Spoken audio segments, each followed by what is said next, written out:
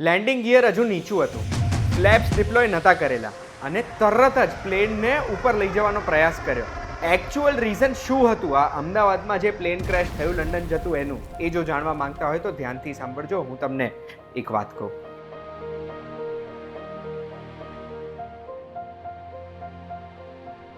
એક વાત કહું, આપનું સ્વાગત છે. મારું નામ છે ગુંજ ઠક્કર.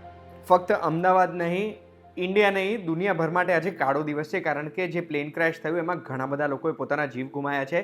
અને હજુ હું તો આમ સમજી રહ્યો છું કે આ શું થઈ ગઈ છે આટલી મોટી ઘટના અમદાવાદમાં. પણ આ પ્લેન ક્રેશ કેમ થયું એના ઉપર મેં થોડી રિસર્ચ કરી છે. તો મને એક પ્લેન ટેક ઓફ કરતું હોય ને ત્યારે મેં થોડી ઘણી વસ્તુઓ જાણી કે ટેક ઓફ કરે ને ત્યારે V1 કરીને એક સ્પીડ હોય, એટલે જ્યારે પ્લેન રનવે ઉપર ચાલી રહ્યું છે અને V1 સ્પીડ ઉપર પહોંચી જાય ને એ ટેક ઓફ ડિસિઝન સ્પીડ કહેવાય. એટલે V1 સ્પીડ પહોંચ્યા પહેલાં એ પ્લેનને રોકી શકે છે પાયલટ અને ટેક ઓફ અબોર્ટ કરી શકે છે, પ્લેનને એકદમ જ થોભી શકે છે. પણ V1 સ્પીડ પહોંચી જાય ને એના પછી પાયલટે પ્લેનને ટેક ઓફ કરવું જ પડે, નહીં તો એ હાદસો રનવે ઉપર થઈ જાય. ટેક ઓફ કરે છે પાયલટ અને આગળનું પૈડું ઉપર જાય છે. એના પછી પાછળના જેવા હવામાં જાય ને એ લેન્ડિંગ ગિયર, જેવું પ્લેન ટેક ઓફમાં થાય છે ત્યારે તરત જ લેન્ડિંગ ગિયરને અંદર ખેંચી લેવું પડે પાયલટે, તો પ્રોપર ટેક ઓફ થઈ શકે. એ લેન્ડિંગ ગિયરના ઉપર હવા અથડાઈને જે ડ્રેગ ઉત્પન્ન થાય ને એ ડ્રેગના લીધે ટેક ઓફમાં હિન્ડ્રન્સ ના પડે. પણ એ લેન્ડિંગ ગિયર ત્યારે પાયલટ હજુ નીચે રાખી શકે છે જ્યારે એન્જિન ફેલિયર થયું હોય તો. હવે એર ઇન્ડિયાની ફ્લાઇટ 171નું જે CCTV સામે આવ્યું ને, જેમાં આપણને આ મોટો ફાયરબોલ થતો દેખાય છે, બ્લાસ્ટ થતો દેખાય છે, એની પહેલાં આપણે જોઈશું ને તો લેન્ડિંગ ગિયર ડાઉન છે. આ લેન્ડિંગ ગિયર ડાઉન છે જ્યારે પ્લેન લગભગ 600-700 ફૂટની હાઇટ ઉપર પહોંચી જાય છે ત્યાં સુધી. એનો મતલબ એ છે કે કાં તો પાયલટ લેન્ડિંગ ગિયર ઉપર કરવાનું ભૂલી ગયા, કાં તો એમને જેન્યુઅનલી એન્જિન ફેલિયર દેખાયું હશે અને એમણે પ્લેનને પાછું લેન્ડ કરવું હશે. પછી ઘણા બધા પાયલટ્સ જેમને હું ઓળખું છું એમની સાથે મારે વાત થઈ, એમનું કહેવાનું એ થયું કે આ પ્લેનને જોતા એવું લાગે છે કે એમના ફ્લેપ્સ એ 0% પર હતા, એટલે ડિપ્લોય કર્યા જ નહોતા. અગર તમે પ્લેનમાં ટ્રાવેલ કર્યું છે ને તો તમને ખબર હશે કે લેન્ડિંગની પહેલાં અને ટેક ઓફ પછી બહુ જ મોટો અવાજ આવે વિંગ્સમાંથી, આમ એક મશીન કંઈ ચાલુ થયું હોય ને, મોટર ચાલુ થઈ હોય એવો, અને તમને વિંગ્સની પાછળથી ફ્લેપ્સ નીકળતા દેખાય કે પછી અંદર જતા દેખાય. આ ફ્લેપ્સનું કામ શું છે કે એ વિંગ્સની બહાર નીકળે ને એટલે વિંગ્સનો સરફેસ એરિયા વધારી દે. વધારે સરફેસ એરિયા હોય એટલે ઇઝીલી લિફ્ટ મળી શકે અને એ વધારે સરફેસ એરિયાના લીધે ઓછી સ્પીડમાં ટેક ઓફ થઈ શકે, ઓછી સ્પીડમાં લેન્ડ થઈ શકે, વધારે કંટ્રોલ થઈ શકે તમારા પ્લેનનું અને નાના રનવેમાં પણ ટેક ઓફ કે લેન્ડિંગ કરી શકાય આ એક્સટેન્ડેડ વિંગ્સની લેન્થથી.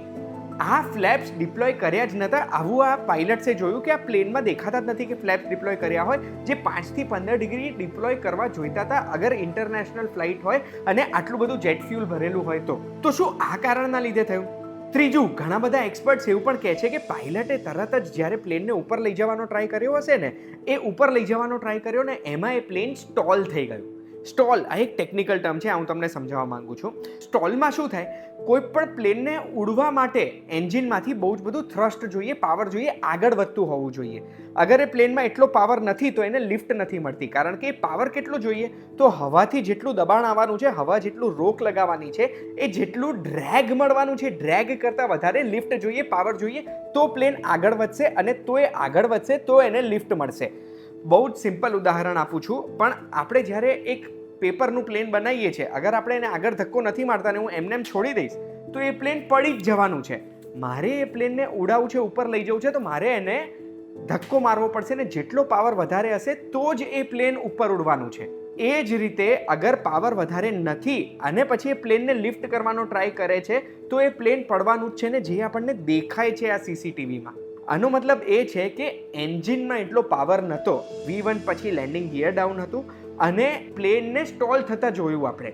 એનો મતલબ એ છે કે એન્જિનમાં એટલો પાવર નહોતો અને એ પાવરના લીધે આ પ્લેનનું ક્રેશ થયું છે. હવે એન્જિનમાં જે પાવર નહોતો એના ઘણા બધા એક્સપર્ટ્સ એવું અનુમાન લગાડે છે કે બર્ડ હિટ થઈ શક્યું હોય. પ્લેન જ્યારે ટેક ઓફ થાય અને લેન્ડ થતું હોય ત્યારે મેક્સિમમ બર્ડ હિટના ચાન્સીસ હોય. બર્ડ હિટ એટલે હવામાં ઉડતા પક્ષીઓ અગર જો એન્જિનની અંદર ખેંચાઈ જાય તો એન્જિનના ફંક્શનિંગમાં પ્રોબ્લેમ થાય છે, અને અગર જો એકસાથે બંને એન્જિનમાં બર્ડ જતા રહે છે તો પ્લેનમાં પાવર આવતો બંધ થઈ જાય છે. આ બર્ડ હિટની ઘટનાઓ બહુ જ કોમન છે. પાયલટ્સ એના માટે સુપર ટ્રેન્ડ હોય છે, બટ ફ્લેપ્સ ડિપ્લોય નહોતા કરેલા અને આવું બર્ડ હિટ થયું. આવી જ્યારે 2-3 વસ્તુઓનું કોમ્બિનેશન થાય ત્યારે કદાચ આવા જીવલેણ ક્રેશ થઈ શકે છે.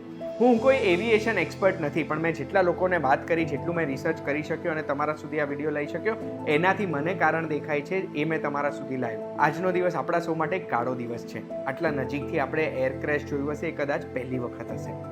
ત્યારે હું તમારા જોડે એટલી જ રિક્વેસ્ટ કરું છું કે આજે આપણે સૌ આપણા ઘરના મંદિરમાં જઈને 2 મિનિટ પ્રાર્થના કરીએ.